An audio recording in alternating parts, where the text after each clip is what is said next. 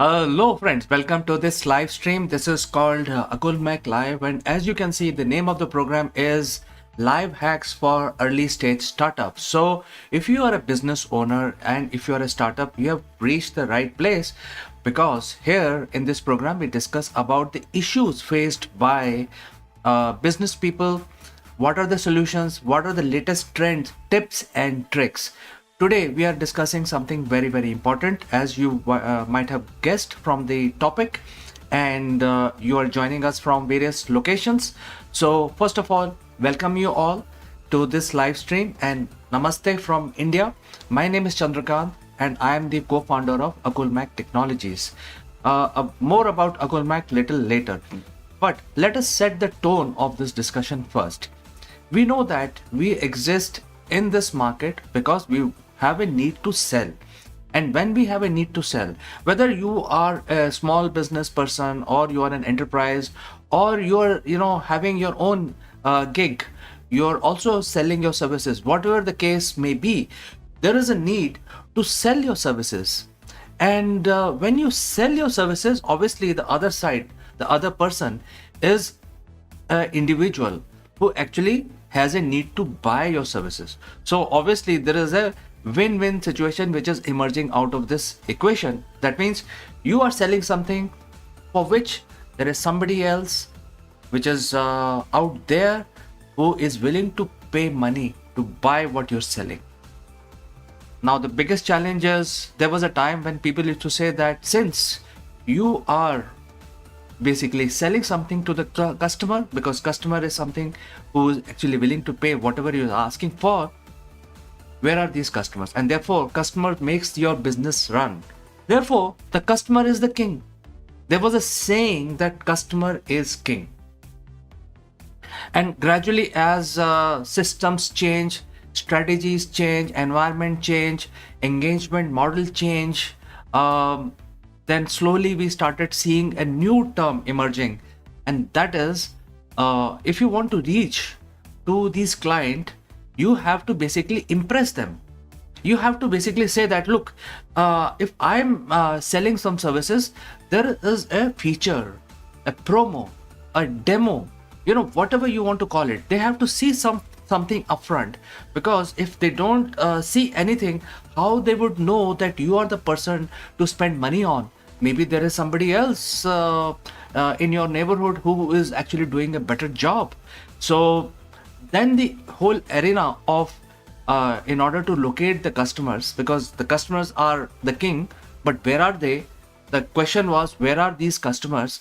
The arena changed a little bit.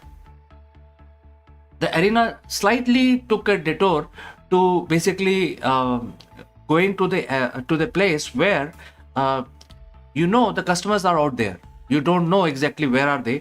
They are anyway the king, because eventually they will pay me the money to run my own business. However, the arena changed to engagement. They are out there. I don't have to reach the customer directly, even though they are the king. I will actually create an engagement model. Now, how would I engage? Basically through print media, through all kinds of media. So media became the keyword.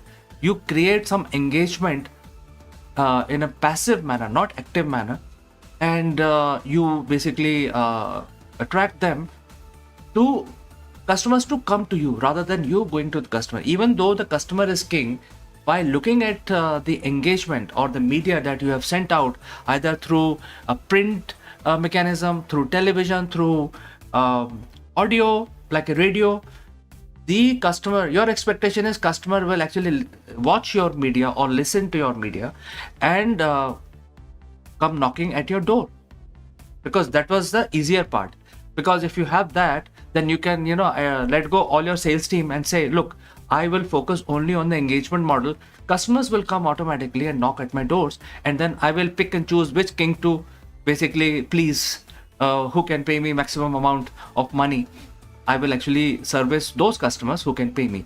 So that continued for a couple of decades, and this whole model of the media basically became much more advanced, evolved over the years.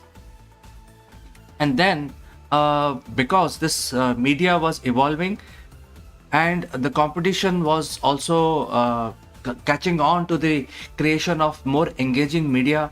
And there came a time when just looking at the media, customers feel very confused, because every business house is talking the same thing. They are just doing cut and paste of each other's taglines, and they talk the same thing. For instance, if you want to buy a fan, what will happen?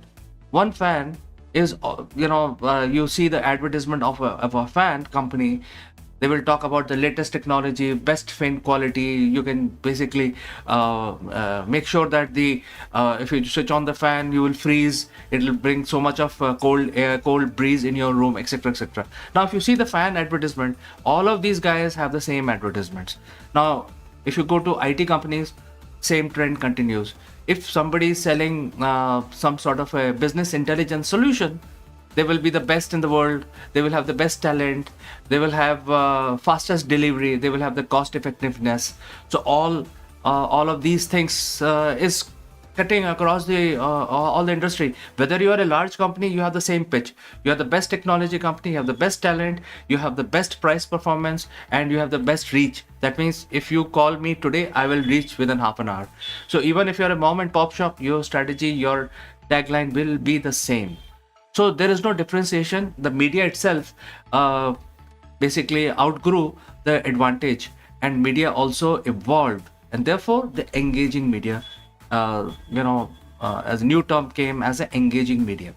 So when you talk about engaging media, that means you don't want to basically cater to all the kings which are out there.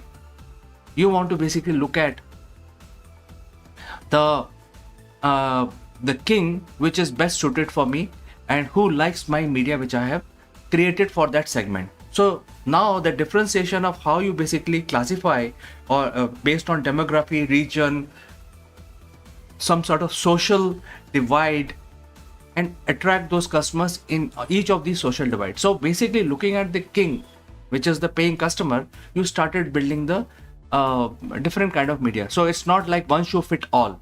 You have different shoes, different sizes, different kind of media for all kinds of clients across the world. Now, what is happening today? Now, we have looked at all the engagement models.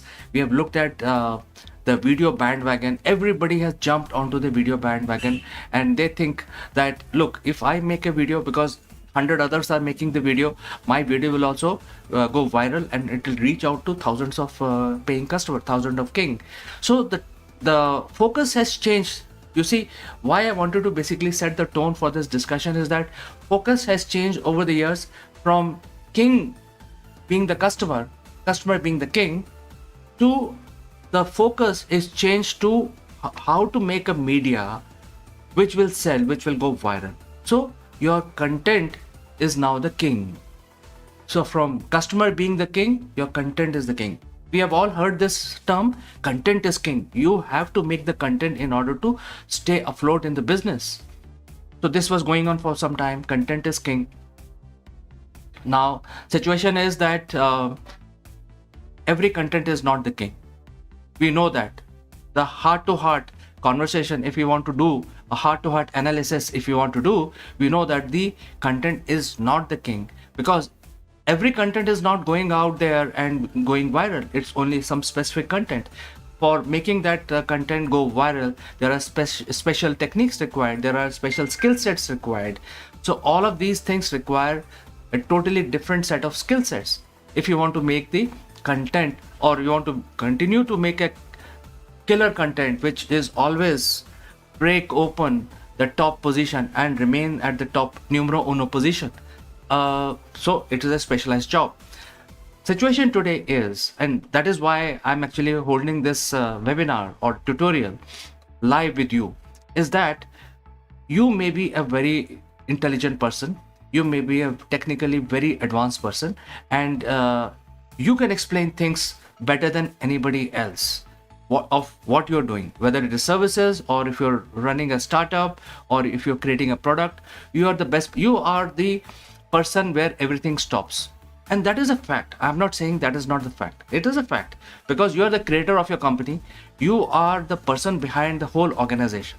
So if this is happening obviously you're the best person to explain things. That is why people get into this habit of saying that, okay, if content is king, I'm the person who can create the best explainer video about my product, about my company. Therefore, I will actually jump myself and create videos because I'm the best person to explain. The situation today is that even the content is king is fading away. If you look at YouTube as a platform itself, there are nearly 30 million content being posted every day on YouTube. There are similar numbers on Instagram. There are similar number of Facebook. So if the content is coming out in such large number, huge number, what is the guarantee that your explainer video will ever touch more than 20 views, right? So that is why we are having this discussion today, and that is why the content is king statement is changing to influencer driving the king. Influencer driving the king. That is where it is, and that is the main topic of our discussion, that how influencers are changing the equation altogether. And therefore we will go to our first statement of the day today. That is, when influencer is working for you, he or she is endorsing your brand, and therefore also changing the perception. How this works is basically the influencer who is a specialized content maker. Influencer is a specialized content maker who knows how to make content more appealing. He knows, or he or she knows, that if I have to make a content for a platform, the content has to be in particular nuances. It has to be a long video, short video, it has to be a clip, it has to be a some sort of promo followed by a long video. All of those different things, light, camera, sound, studio, different elements of the video. If there is a guest, how to patch in the guest, how to do live streaming, how to get the messages from the live streaming, etc, etc.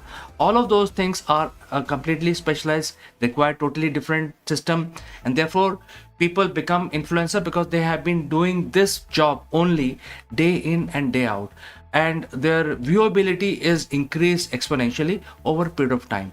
Now they are business people, no doubt. They are business people, and they know exactly how to basically carry forward, how to appeal to the viewers, what is that they are talking about. That is why people start having trust in them, and when they actually have a fan followers, then they can be ideal. They can be in ideal position to have an influencing role to come in. Now I will tell you more about this influencer role. But before that, going back to my previous question, that is why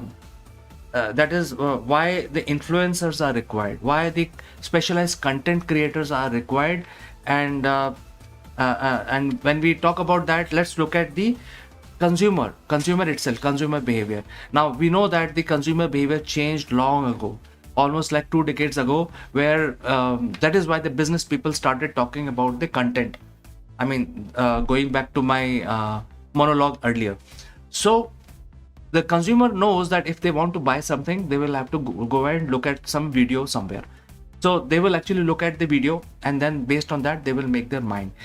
The problem is that there are so many videos coming out, the consumers are getting bombarded with all kinds of videos. So if there are 40 million or 80 million videos coming out every day, what is the chance that the consumer, the intended party, the king, the person who has the money, will ever reach your video and will be able to see your video and know that you are such a good person, you are very cost effective, you are the best, you are the fastest, and you have the best talent, if they don't see your content? So the challenge today is that there is so much of content being floating around. Therefore you need to find a short circuit. There are different kinds of techniques to do short circuit. There are brand promotions, there are all kinds of things. However, the shortest one is the influencer. And because the consumer is getting bombarded with whole lot of videos and whole lot of content, all kinds of things. They are also confused. So it is our responsibility as business people to bring clarity and also reach out to the client who has the money, who is the intended audience for our offerings. And it should be easier for me to reach out to them. Now when I say that it easier to reach out to them, then obviously all brands are finding it very tough to reach out to the client in the current situation. So it's basically hard. How do you reach out to them even though you spend money, even though you promote the content? But then say for example, if you promote it on some sort of social media, you will end up spending a lot of money in promotions, but then there is no guarantee that the conversion will happen. The guarantee is that somebody will pull the king with the hand and say, okay, click here and place an order. There is no guarantee on that. So the guarantee can be done only by building trust. So I'll come to the question of trust. However, it is becoming very, very hard for brands to even send their content in front of the customer. And that is where the influencers come in. And we will talk about that. And when we talk about the connections also, when we basically show the advertisement or promos to the people, what is the guarantee that these people will be my intended customers? For example, I will give you a very lifelike example. Suppose you are selling some courses, you're selling some management courses, and then you go on I'm just saying hypothetically only, I'm just giving an example, not saying that you will do that, but suppose you are selling some executive MBA program, some high class MBA program, and then you choose a platform like Instagram to sell your MBA courses. The chances are the people who are there, they may engage with you. There may be thousands of views of your content on Instagram, but then the type of clientele that you will find on Instagram is not the type of clientele that you're looking on selling your courses. So therefore you have to choose the platform, and if you don't choose the platform correctly, then what is the guarantee that your promo message will ever reach and impress, influence the customers to even visit your website and check more details? So that is where it is becoming very hard, especially if you are like, for example, a specialized person. Then you know that if you are selling some courses, you have to basically go to LinkedIn type of platform. However, if you're in a consumer market, then you can't pick and choose whether I have to sell my product on LinkedIn or Facebook or YouTube or Instagram. You have to do it on all the platforms, because you're in a consumer range. And then the statements become very real, that you're now reaching out to 100,000 people, but nobody's buying from you. So conversion based on how far you can reach is a challenge, is becoming a big challenge for brands. And therefore, building real connection is becoming a big challenge today. And in order to bridge this gap, the influencers comes in. This is the place where influencers comes in. Now, as I explained, who is an influencer? Influencer is a person who specializes in content creation, whether it is video or a blog, or some sort of a fan follower of a particular type. So there could be influencer who has a mass appeal, who is appealing to all, or there could be influencer who is specialized in certain area. For example, apparel. There could be influencer only in the apparel. People like the style quotient of this influencer, and if the influencer says, look, I'm wearing such and such t-shirt or this kind of a trouser, they tend to trust or like what influencer is doing. And therefore there are fan followers, they tend to follow what the influencer is asking them to do, or basically they tend to copy what this guy is doing. At least not all the person, but at least certain percentage of the followers will do that. Therefore, the brands will find it very easy to latch on to this behavior, and this becomes an easy step for the brands to reach out to certain selected clientele using certain formula that they have.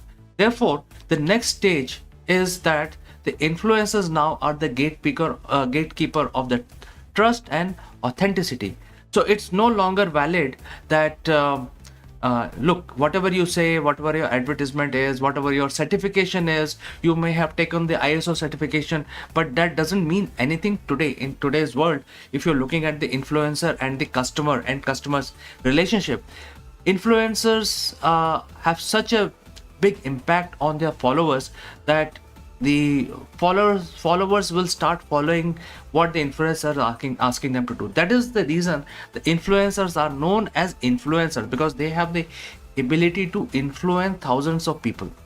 And if you want to sell something, you can simply latch on to an influencer and say, look, you have say 10,000 people and I'm only looking at 1,000 clients conversion from you.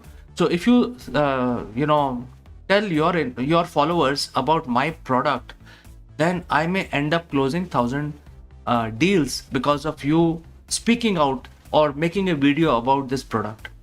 And that is why it is a very, very sure method of instant conversion without worrying about the complexities that we have discussed so far. So that is why the influencers are becoming important. In the next section, we will discuss more about how to become an influencer, and also we will discuss about how the brands can leverage the influencers. So both aspects we will discuss. Before that, a bit of information on Akul MAAC.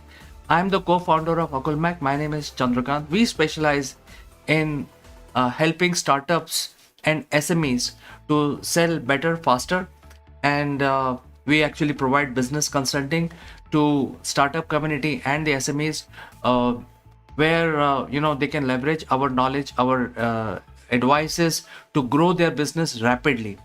And we also have a video channel which is called Akulmach World. We also play a role of influencers, and we have the ability to basically take the brand, promote them within our own community. So if you like our offerings, if you like that you would like to partner with us, we can actually offer you all kinds of techniques, sales techniques, and also advertising techniques so that you can sell better, faster. This is a bit on Akulmach. So moving forward, now let us talk about the types of influencer.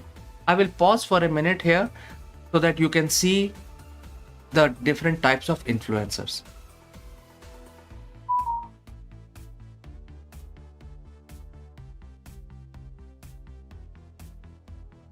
So basically, based on the number of followers, the influencers are classified today. Industry has evolved, and if you have 1,000 plus follower, you are known as nano influencer. If you have next stage is micro influencer, that is up to 100,000 followers, and you will be called macro influencer if you have up to 1,000,000, and if you have 1,000,000 plus followers, then you will be called mega influencer. Now, why these classifications are there? It's very important because how much you can charge for your services depends on where you fall into. If you have 1,000, then you are a small influencer. It doesn't mean that you are a small, so your pricing, your sphere of influence will be smaller. It is just that depending on what kind of brands that you want to offer services, your own services is very, very clearly defined. Now let's go back to, if your clientele is like 1,000 followers, your followers are only 1,000. So in that case, what will happen is that it will be better if you want to become an influencer, it will be better to look for a particular niche area, because if you have a niche in that area, then you will be able to say, look, I may have a smaller fan followers, but these are very, very specialized. Like for example, students. So these are very special. They are only students. They are only HR professionals. They are AI professionals, So then you can say that, look, I have these guys whom I communicate with every day, and therefore, if I talk about your product during my live stream or in my videos, then there could be a chance of you converting your courses, you converting your open positions. So now it becomes very viable. So if you are a small influencer with less number of followers, kindly make sure that your followers are of a particular niche area, so that you can go to certain niche companies and offer your services, because then it'll work out for them as well as for you. If somebody is selling courses, they are looking for students. Now you have students ready made in your own circle, and you can say, look, I have 100,000 students under my belt, and if I talk about your product, your courses, and offer some discounts, I can actually easily convert. Those students can easily convert for your courses. So like that, so if you are small one, this is one tip that you must keep in mind. However, if you are a larger influencer, you have more followers, then this arena of niche will no longer be valid. And once you grow after 1000, then your fan followers will be very, very homogeneous, and then the pricing depends on how much you can actually convert. So it's all number game. Now, in order to exactly ask the price, the biggest challenge the influencer face is how much I must charge from the brands. So for that, there are specialized websites. These are all free services. There are specialized websites which can actually value your channel, value your network, and give you one figure. Say for example, if you put your channel or your account, social media account, onto this website, they will have their complex algorithms and give you one figure, which will like per campaign you can ask this much from a particular brand. So usually like $10 per campaign, or $50 per campaign, or $1,000 per campaign. It depends literally on the quality of your followers, which will be calculated by these websites, which are known as valuation websites. So you can keep a note of that, and please value your channel, please value your social media, so that you have this figure if you want to become an influencer.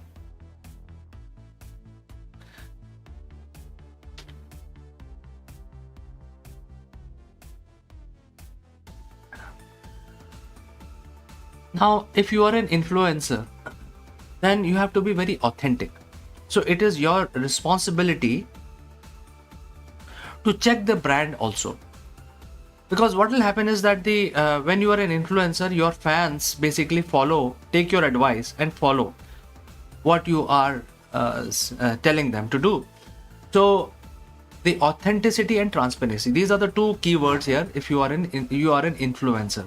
So if you are an influencer, obviously you are an influencer, brands will reach out to you in order to sell, because gone are the days when the brands will actually spend a lot of money, millions of dollars, in building a sales outfit headed by very expensive guys, and then find the customer. So it's logical for the brands to reach out to you, even though you are a nano or a micro influencer, whatever the case may be, they will still reach out to you. However, whether you do conversion is largely based on whether your followers think you are authentic, whether you are transparent enough. So if you are talking about certain brand within your live stream, within your video, you have to make sure that it is authentic. That means you could be displaying, you could be telling them that, look, I have used this product, I have used this software, I have used this this offering, this service, and I guarantee that these services have worked for me pretty well, and I'm very impressed with them, etc., etc. So you have to actually showcase somehow, give the confidence to the viewers, to your followers, that whatever you're saying is very true. You have actually used it, and you don't have any other agenda free. That is where the whole selling technique comes in. So one of the methods is to basically showcase the product while you're talking to your followers. You actually, suppose you're selling some sort of a fashion, then you can wear that fashion and say, look how smart it looks, and it gives a feeling, a personal feeling to the followers that look, he has actually spent his own money and he is agenda free, and he is saying that this design, this brand looks so good. And therefore, if you pick up the brand from this influencer's link, then you may get some discount. Also, you will since you are getting influenced by this person, you will end up buying something which is tested, tried by somebody else whom you trust. Therefore, when you talk about influencers, the trust factor, authenticity, becomes very, very important. And therefore, the influencers have to play a role of authenticator, because as I said earlier, that they are now becoming the gatekeeper of the authenticity. And therefore, the authenticity or the influence to impress thousands of people will not come in a day. That is why influencers have to put in many hours, many number of days to build that that kind of authenticity, so that brands can leverage the influencer and sell their product. So if the influencer says something, it should mean something in return for the influencer as well as for the brand. So in order to become an influencer, that is very, very important. You cannot become an influencer. I mean, if you're watching me live, you cannot become influencer overnight. You have to continue to build your followers. You have to continue to build your reputation as an authentic person, and you have to be very transparent.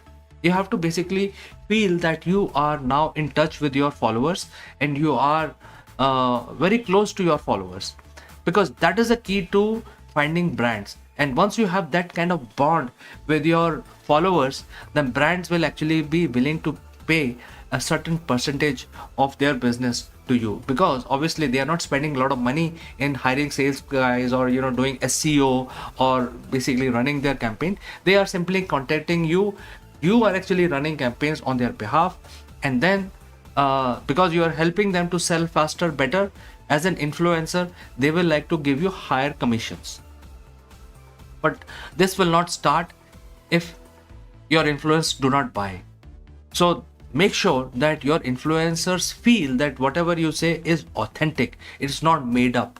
It will take some time for you to build that kind of reputation.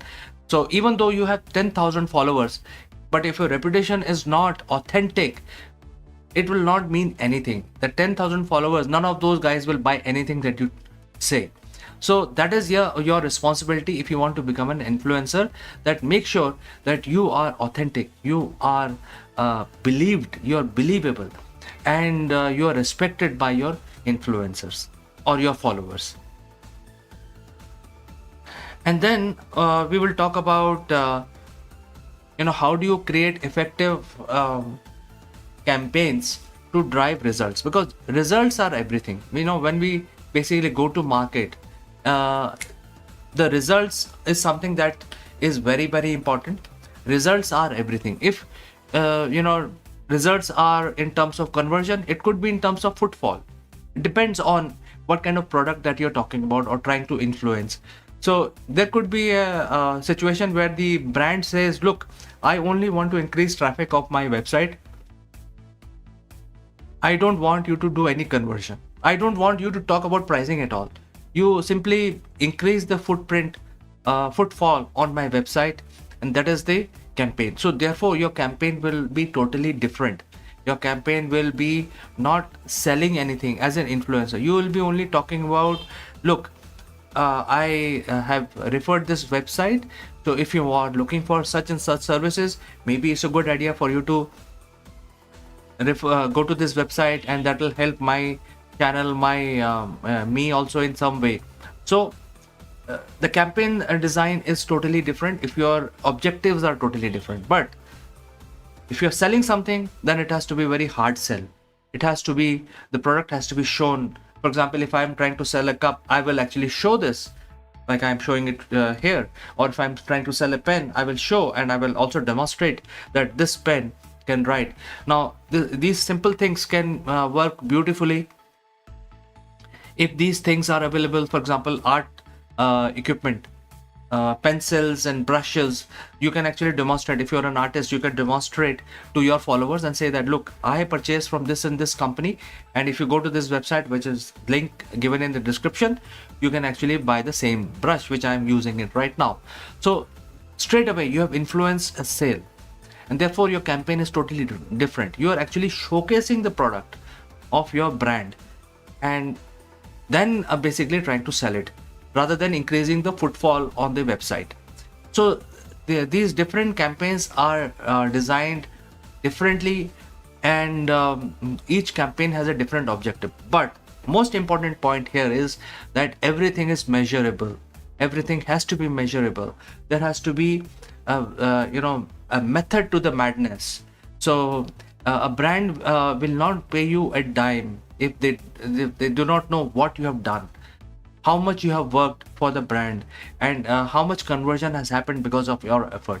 Therefore, there are some do's and don'ts. There are certain processes, there are certain systems that we need to follow. If you are on influencer side or you are on the brand side, there are certain minimum requirements for both, for this system to work beautifully. However, brands actually get a lot of advantage by leveraging the influencers, because they don't have to basically do too many things. They have to identify who's the best influencer for their product. They may have more than one influencer, because if you are actually going to a very large influencer, then sometimes you have only one influencer, but then you can create a complete industry-wide strategy. For example, if you look at Brilliant Courses, they have a complete strategy. Anybody can be their influencer. All you have to do is basically download their affiliate link and then start selling. So if somebody buys a Brilliant Plus course through your link, you get paid as an influencer. So there are different techniques. However, everything has to be measured. The brands have to do certain things on their side. For example, I mentioned Brilliant Plus courses. They have a link generator. So if you basically go register yourself as an influencer, the link can be generated directly from their website, or it can be created very easily. So as long as measurability is there, then there is no problem. There is no gap in understanding. There is no gap in payment. And you will also be, as an influencer, will be very, very confident. Look, I have brought in so many clients to this brand, and they have paid me based on my services. So this measurability has to be brought in. The measurability is the most important thing. If things are not getting measured somewhere, then it is not getting sold. It's a basic understanding of how system works, how things works in our industry, in our business. So friends, if you have any questions, you can engage with me, and I